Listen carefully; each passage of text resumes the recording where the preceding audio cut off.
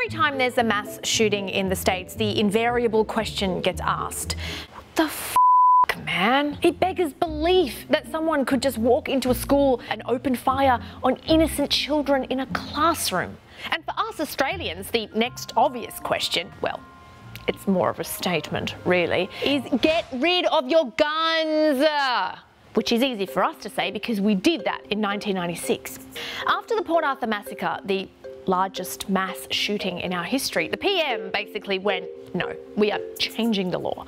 Firearm registration and licensing became tougher, automatics and semi-automatics were banned completely, and a buyback scheme was introduced for all guns that no longer complied. This happened in 2 weeks, and by the end, Australians had handed in more than 650,000 firearms.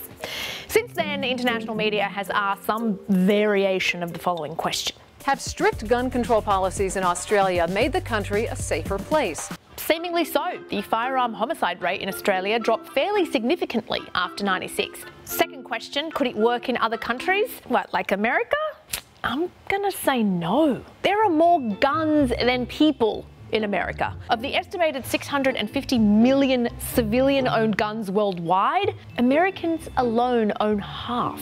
But it's not even about the numbers. What I never quite understood until I went over there and was like, I have a funny accent, do you like guns? To literally every random person I met, I know, I'm very annoying, is how inextricable the idea of freedom is with guns. Like, even those who were pro-gun control were still very uncomfortable with banning guns outright. So to Americans, and I'm speaking very generally here, the idea of just handing your guns over because the government told you to is crazy. They think we're crazy. They would never hand their guns over to the government. The government is the reason they have guns. I just heard what I said and it sounded insane. But the US is a country founded on individuals protecting and defending themselves and their land from a tyrannical government that turned on its people.